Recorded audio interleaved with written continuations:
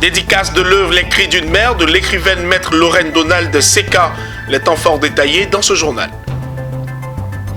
Opération de planting d'arbres au sein du jardin botanique de Bingerville. Les initiateurs sont les élèves de la 24e promotion de l'école régionale d'agriculture ERA-Sud.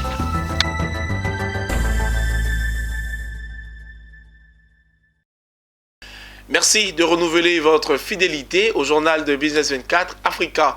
L'écrivaine maître Lorraine Donald Seka remet le couvert. Après le succès de son premier recueil, Le Bédou Magique, l'attaché des greffes et parquets vient de mettre dans les bacs à livres un nouveau roman intitulé Les Cris d'une mère.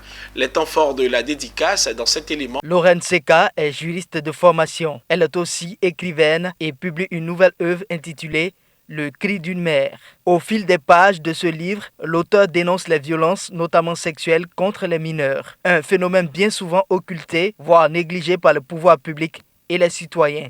En tant que mère, en tant que père, nous avons déjà tous eu peur que nos frères, nos soeurs, notre enfant soient violentés, soient violés. Et c'est une réalité, c'est un phénomène d'actualité en Côte d'Ivoire. Il n'y a que des cas de viol d'enfants. Dans le livre, je me fais la voix des sans-voix. J'essaie de raconter les histoires de toutes ces mères-là qui ont vu leur enfant violenté, qui ont vu leur enfant violé. Devant parents, amis, admirateurs et militants des droits humains, Lorraine exprime l'émotion ressentie devant les cas de viol sur mineurs, parfois non résolus par la justice. Par le cri d'une mère, l'auteur veut à sa manière combattre ce fléau et engager la société à prendre ses responsabilités. Une détermination qui force l'admiration. Cette œuvre parle du viol des enfants, qui est un phénomène récurrent en Côte d'Ivoire. Et il faut bien que nous en prenions acte et que nous nous battions pour que cela s'arrête. Dans son œuvre, elle met en exergue des tares de la société. Et ça nous interpelle tous. Acheter ce livre-là, c'est d'abord soutenir les ONG qui défendent ces personnes violées-là, mais c'est aussi être dans le combat. C'est aussi un moyen de lutter contre tous ces viols qu'il y a actuellement. Les mots passent, mais les cris restent. Donc chaque personne qui lira sera révoltée, fera un geste. Et je crois qu'avec ce livre, on ira loin au niveau du combat contre les viols d'enfants. Le Cri d'une mère, c'est un livre combat de 9 histoires tirées de cas réels de viols sur mineurs. Face à la détresse des victimes et surtout des mères, Lorraine Seka ne veut pas se taire. Tout comme son premier ouvrage, Le Bédou Magique, elle appelle à l'action pour faire reculer ces fléaux des temps modernes. Nous restons dans le domaine littéraire, cette fois pour parler de l'œuvre intitulée Les Rituels du Travail, présentée à l'occasion du livre du mois au Centre culturel de documentation et de l'information de l'ambassade des États-Unis en Côte d'Ivoire. Une présentation détaillée par des experts à qui l'occasion a été donnée d'expliquer clairement les points clés développés dans cet ouvrage dont l'objectif est de susciter plus d'engagement dans le travail. Le compte-rendu de Walter Kofi et Ismaël Doza. Créer une synergie dans le travail en communauté, renforcer les liens communs entre collègues ou favoriser l'épanouissement professionnel, cela est possible grâce aux rituels. Voici ce que les auteurs Kursaka Ozen et Margari Hagan ont démontré dans l'ouvrage Les Rituels du Travail qui présente 50 rituels créatifs pour le monde des affaires ou le développement personnel. Ce guide va au-delà d'une simple analyse et il fournit des recettes conçues pour promouvoir le changement de comportement négatif et inculquer des valeurs sûres. Afficher sur un mur les projets qui n'ont pas abouti permettrait de faciliter leur réalisation.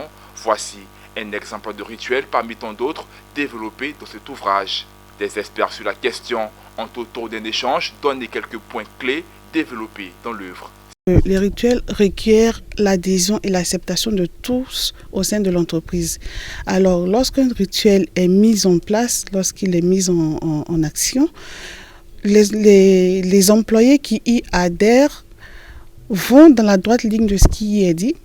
Et cela permet de créer une certaine homogénéité au sein de la société en question. Et qui dit homogénéité, qui dit culture d'entreprise, dit acceptation et vision. Les rituels de travail se présentent comme une source d'inspiration pour les cadres supérieurs, les chefs d'équipe et les employés de tout niveau. Il s'adresse aussi à tout autre individu et peut s'appliquer au quotidien. Les rituels sont un moyen vraiment très facile d'atteindre certains objectifs. On a vu les différentes catégories. Donc, le domaine dans lequel on a des défis, si c'est dans le changement, si c'est se relever après un échec, si c'est pour éviter des conflits et tout ça, on peut avoir des pistes ici. Et ce qui est intéressant dans ce livre, c'est que tout ce qu'ils ont proposé comme rituel, ils en ont cité 50, mais ils sont adaptables. On peut les adapter à notre réalité, on peut les adapter dans différents domaines de nos vies. J'ai compris que un rituel, c'est quelque chose qui peut booster. Le programme Le Livre du Mois est une plateforme d'échange et de discussion qui propose chaque mois des termes et réflexions. Initié par le Centre culturel de l'ambassade des États-Unis, ce programme met en avant des œuvres qui, par leur contenu, participent au développement des communautés. Notons que l'ouvrage est disponible dans les librairies partenaires des éditions Nouveaux Horizons. Rendez-vous est donc pris le 30 septembre prochain pour le prochain numéro du Livre du Mois intitulé « L'obstacle est un chemin » et parlera de transformer les épreuves en solutions. La protection de l'environnement est devenue l'affaire de tous. Récemment, les élèves de la 24e promotion de l'école régionale d'agriculture ERA-Sud ont procédé à un planting d'arbres au sein même du jardin botanique de Bingerville. L'opération s'inscrit dans le cadre des actions de sauvegarde de cette aire protégée. Le reportage est signé Richard Akeke. Il est commenté par Issa Badini. Jardin botanique de Bingerville, cet espace aménagé pour la conservation des plantes de diverses natures, abrite une opération de planting d'arbres. Les initiateurs sont les élèves de la 24e promotion de l'école régionale d'agriculture ERA-Sud. Plus de 20 espèces d'arbres en terre pour la sauvegarde du jardin botanique de Bingerville. Il faut dire que nous sommes d'abord agronomes et dans ce but-là, nous souhaitons contribuer à la reforestation du couvert forestier de notre cher pays. Et nous avons opté pour le jardin botanique qui est sur le plan national une référence en domaine forestier. On se rend compte que de plus en plus la forêt est en train de disparaître. Or, nous sommes dans un pays forestier. Donc ce tas qui vient de poser, c'est un acte très important. Cette opération de ce jour-là se situe dans le cadre de l'opération Un jour 50 millions d'arbres qui a été initiée par le ministre des Eaux et Forêts. Et au cours de cette opération, nous sommes censés pouvoir planter au niveau national au minimum 50 millions d'arbres. L'opération de planting d'arbres initiée par les élèves de l'ERA-Sud est soutenue par leur marraine Jocelyne Loring. Elle a salué la force vive de ses filleuls qui, par cet acte, contribuent au couvert forestier ivoirien. Protéger l'environnement c'est une initiative vraiment louable à encourager. C'est pourquoi j'ai décidé d'accompagner ces étudiants-là. Parce que c'est déjà pour cette cérémonie de planting d'arbres, pour moi, c'est l'impact que cette cérémonie peut occasionner. L'histoire retiendra que la 24e promotion des élèves de l'ERA-Sud a contribué à la protection de l'environnement en plantant des arbres au jardin botanique de Bingerville. Ils accompagnent ainsi le gouvernement dans la mise en œuvre de sa politique de restauration du couvert forestier ivoirien. Direction le nord de la Côte d'Ivoire pour parler des états généraux de la jeunesse du Tchologo. Les rencontres se poursuivent après le lancement fait à Ouangolodougou la semaine dernière. Cette semaine, c'est la ville de Ferkessédougou qui a accueilli les assises, nous disent Ouattara Daouda et Zainab Dosso. C'est le centre culturel Yéo Martial de Ferkessédougou qui a accueilli les assises des états généraux de la jeunesse du Tchologo. La jeunesse du département de Ferkessédougou est venue de tous les villages prendre part à la rencontre. Les états généraux de la jeunesse du Tchologo se veulent un processus innovant et inclusif. Écouter les jeunes, recueillir leurs besoins, capacités, aptitudes et talents et répertorier les potentialités de la région afin de mettre les jeunes au travail. Des mesures spécifiques doivent donc être prises pour lutter contre le développement de la pauvreté. Aussi, tous ces défis appellent forcément des réponses qui dépendent des dynamiques particulières de chaque région. Ainsi, les états généraux de la jeunesse du Tchologo se veulent un processus innovant et inclusif qui a pour objectif principal d'engager les administrations publiques, les collectivités territoriales, les cadres, les entreprises privées, les jeunes dans l'identification de stratégies holistiques et durables de lutte contre la pauvreté des jeunes. Dieudonné du Conseil régional du Tchologo a saisi l'occasion pour égrener les actions du Conseil au profit des jeunes avant de féliciter et encourager l'initiatrice.